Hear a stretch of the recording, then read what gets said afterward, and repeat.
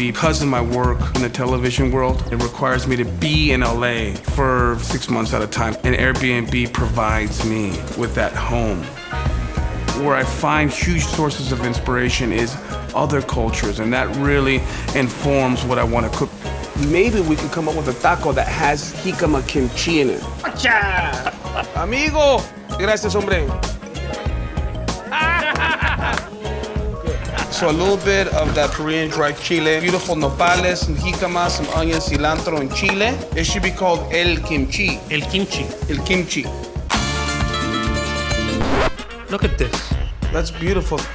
The comfort of being in an Airbnb and understanding that, yes, I might be away from my home, but I have another home that allows me to feel that peace that is so essential for someone that works as much as I do.